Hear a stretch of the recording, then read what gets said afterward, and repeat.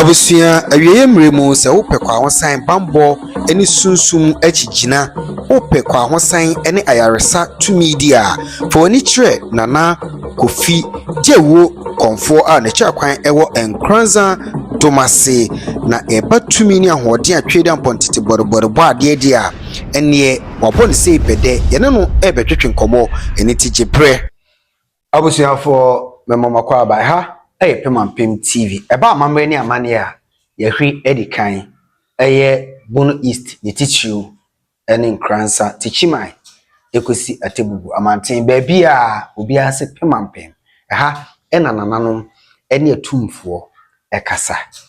na ene Pemampem yabo hwi ene mo apue mu ewo nkransa kro a yefre ne Tomase na mo amunim se eba tumi ni nananom animu nyama enkranzafo oba Bono East anase oba kanman mu a nkranzafo ena lewe ne kai o se nkranza na aduru no wo nti aba aduru krum a na ye se ene nananom etwetwe nkomo na omo kyerɛ aduru yedi aduru ho nkomo kakra eni nti ansa na no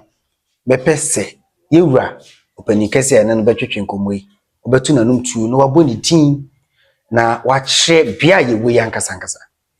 yo medase Pemampem medase bebre medin ene nana Kofi ma chiri kwan ewo akumsa domase na mepese obekire yen dwumadi a wodi ewo na soeye na kwan ben ena ofa so a oba nananom sum eno no obebo ne sima efise brepam na ebe hyeda aba ho abedi ho komo yo medase Pemampem se meye komfo yi de dwuma nananom enam me so edi eye bebre mekuta bosom brafo ahodo a omo ani eye din yi pa omo soso omo bo adwuma awiye mremu omo paifa ahodie ene oje edema afoforo na meka ne se kwan a efa so a mede ba nananom esom mu ehonsem no edoso eya na ebusa me ya na mempese meka ho asem nanso sabi aburu empani se chene ye chene mawura na esese meka mashase na meko asafo a ye frɛ ne True Faith Church a mekire gidi kokko enumu ena na mewo bra bosom eba beka me na bosom eba beka me makom mfie miensa mekeka ko mfie nan mu ena me woyi. Okay. Na nana sadia ugusu abo ka no bosom ka wo we bisa se wo free gidi esum a oba Abosom-Som no wahia nkwanhia bi ana haw bi ewo wo som yo medawase nananom som de sabio meka ne se wode wakoma pa eta akire na wodi nokore ede somo a mengi ni se nkwanhia de ebi beto na mom bra akom no eka me no saa bra no mu ena me hia nkwanhia bebre eno de enipa nyina beyi omo ani ama ye be pawo obi anu obebua wo nti ho na meka ne se me break kakra na sesie de nananom adawromanti bi e konkan. Okay. Na sadia nananom kan akom ba akofo enkom eni nti se akomfo obi na se abusua no wanya abusua omogi nananom sumpa etum wanya pani bi amana nsore ngina wachi anta wachi a in fact obetwe afa obopa nti se nana kase wafa bi mu a na che se nokre yakoye nim no yesi Abosom-Som awiye mre mrante ne meba asom uko gidi kokko mu unim se yesi Abosom-Som nya adepa ubetina mu Abosom-Som wanya so mfa so mo ben ne de aboa wankasa personally e wa brabo Jo edin kan medawase bebre na Abosom-Som de se ye kase Abosom-Som ye ka ho asem a de bosom aya ma me de enye bi nie me kase me ka ho asem a adaje bebo me sabio ye nuanom bra na me ye difo na me wa asafo mu no ekotu quotation bi se Abosom-Som nkwase asem nanso me ba bedu nananom som mu bra abosom ka me omode mi firi ase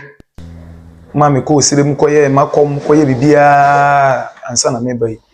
ihu se akom anasa Abosom-Som sabi enye nkwase asem na mom echili nkwase asem nananom aye bebre na dia ma me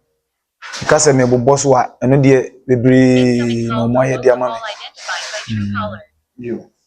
ene nana yada sipi nana me yahu se soma ye wo mu Abosom-Som eso e wo so pa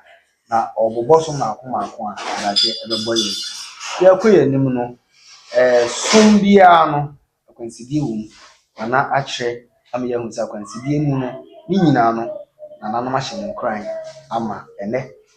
osom a amanfo edi akwana banana bepese me hu se breben na didi juma me di juma san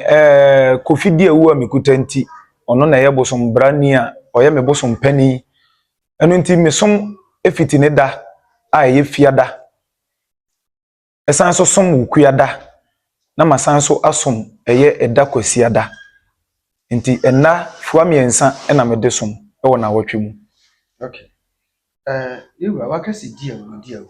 Diawuo no eye ofie bosom ana e bosom a wa nkasa na nkutuye. Yo me da se. Diawuo Kofi Diawuo oye me fie bosom. Oye me fie bosom a enya me ankasa na me kotuye. Ono ankasa na eba beka me eye me fie de na me gini se na ye bekoho. Se ye kase ye koho a mema ho abakwasem kwan a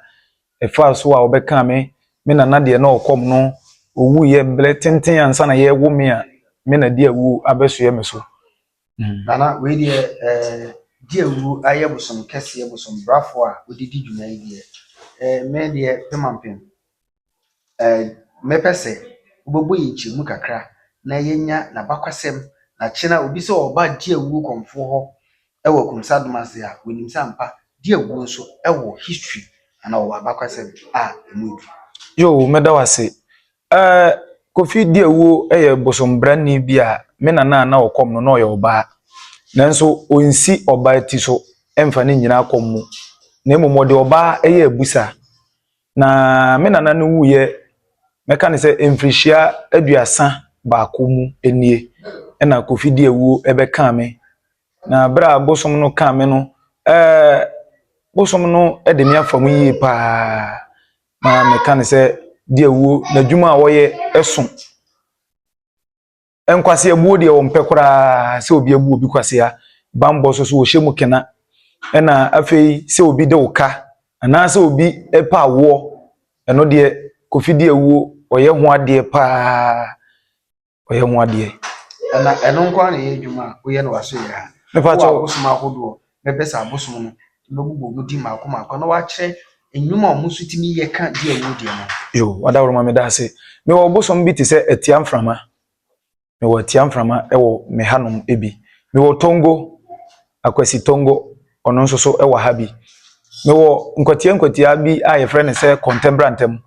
ono de oye nkwatia se ye nsuma adwuma ye nkomrantem se sie asem bi kire so ye penentem animu ya ono ne kodi se adwuma no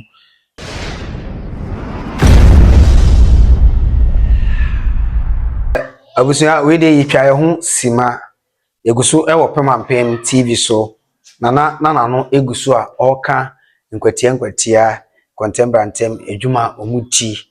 ene Abosom ahodo a odidi dwuma ewo naso ye nana obeto aso amaye yo wadawro ma mesan so kuta suman baako a ono nso so oye nkwatia frɛ kokoasa ono se obetumi ene nanante a je se wadi sekan duro ansa na watumi ne nanante because oba akomu a oye show obetimi de sekan oye na chidi ni obetimi de sekan ato mu ne so otwa ne we se wonni sekan duro a wontumi ene ne nante aha nti saa sekan duro no eye bambo eno no ayi ono a na eye saa sekan na duro na Abosom na ahodo no bia na wo ankasa Komfoɔ na oye sekan duro ede ma wasomfo de wo mu ne eya na mpempi se bosom bi aben a yetimi ka se Komfoɔ we de wa ben pa o nanso so ya na omogye animonyam ne de koma yen ya Komfoɔ ya na enye Komfoɔ na aben bosom na aben kokoasa wo hwe bosom ti se kokoasa wono se ubetumi ne nanante na se wode ne sekan duro be ma o se yenwale a ono ankasa na be kire se momfa we nka ho enwale ne enhye mo hye wi amunware mo dware wi so ono be betele so aba be try am ye hu se eye adwuma ano a ne me nkola o mo wa bebele ana se nipa bi kura timi firi ba bi ba bedwale bi ema wadwale duro na wi ma bosom no try no ma ye hu se aduro na ye adwuma na asa anya adwuma ukọ misuman dem a kotokura nkrofo de abeya omo adwuma obia ode ne de beba beya adwuma bia bosom no kire ne se wonfa nkọ afidie ema omo mfa machine ye mmo ano ohwe sekan ano enam sekan mo no esisi we na ya de jam obi kau ana de atumu twa ne shiko enya asem ketwa ne na adrofia no kwasem adrofia na eno no ye ochidifo nko ana se itimi ye sa bambo no ema afoforo a omo pe bambo se bi atuo sikanduro akuduro sa ne ma no eno no utimi ye ma abontensofo eka ho ana se ye fifo kwa yo wadawroma metimi ye ma abontensofo se ene se bio se wammo ho ban a obi ebetimi akun abra wani kura enna ho so ejegreda kura kan so bo ho ban akwase bi enku no kwasem yeyi honamani die firi ho a na mekan se ye sunsum mu die na wo se ubo ho ban wo sunsum mu ema ne pie eniso a eye din se obi ebetimi akun ana se wako ba bi e ho aye beja se bi kokwasa ana se diawuo okuta aduro bi te se sekan duro pentoa aduro eye etu aduro just 3 days ya na edwale etu aduro a ye dem ba she etu mu eto de try obi okay abra anko okay na imum na tade na tete a ekoso nti eno de ye bo saa ahobanbo no nye se fiafo nko ana se machidifo obi o wa chichi ne bencheye bia se oba na so kasa ode ho be hye bosom no nsa na imum ade se nti ameba ya na bosom no ye fresu man mo betri su na oye na bisa ehu se nye tirimupo bone ebia wonfa nkonko die titrasem bi ana se bia onye kromfo na mefe ba oba be pesa banbo na abosom be ye de amano okay okay ene emu fan mu a mudi bone a mo pe bambo bi ata machi no na se oba fie ha obe ya bisa obe hu dwumadie poten a wudi obetimi kuratwa aban ama wo ma befa wo if you say aha no nokre ena edidi dwuma ene nti se wo ti mu fan na wo pe bambo wo pe duro pe chigina se bi akra asase sem na ni nyina nka ho se obi ji wasase ma obeto aduro o de fanebra se wo se wasi dan na sisokura musabe ka fanebra ye wo aduro bi wo gwalagwa ye friend caterpillar sa caterpillar nse nipa na si dan abrosan 20 kura na siso a na se ye sa de na de ma wa dan ni nyina gom da koro pe na ni nyina adwiragu nokwasem mesra mu asase sem no mo fa nkọ court mo fa mra kumsade mase Diawuo Komfoɔ a na cha kwan kumsade mase wo se asase sem inkodi ni court betime di 10 years 15 years 20 years na nipa no da na si dan no kra wotim na oguso twon amanso fe ne ebe ye okona bra da bi ebedu fie ha no ma omukwa ba ni na etiamframa sabi o no so asofo no mugina park so bom paye asofo mo ni ani a mo hye nkomtro ni we no bra no shoma ye nshoma ana se sabi o bosom no betri so betima kire gina ye ne niam a ye nkon ye mfama wo obi ba behu ne ho asem aka obetimi aboa no kama na nkrofo yele no ma modwale o mo no de emwa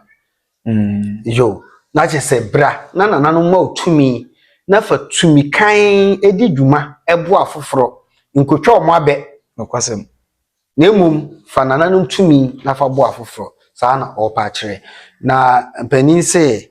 yenkoto ya adwuma ni ahan aduro aso na ene na hye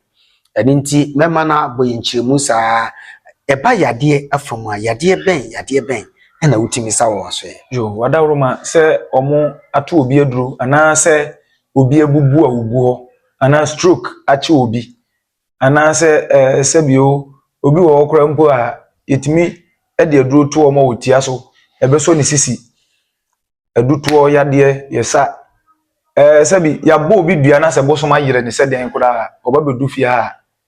bosom no beja no ebesele de amano enye bosom tiri mupo ne se sebio okunipa nemo bosom tiri mupo ne se ho se pepepe yo ebeto yie nti yade de me kasa me bobo so a yade ahodo bebre stroke hepatitis, diabetes, asthma. Yadeɛ biara na sa abofra kra yesoro to no so fa ne bra. Saa nduro ni ye dia nananom akyerɛw over time mode ho nimdie ato ho na mode boa ana agye sɛ bosom ne batiri so no wabɛkyerɛ sɛ aduko potin we na ɛwɔ sɛ mode saa yarewa no. Yo meda wase ohun sɛ obi enipa miensa betima yare baako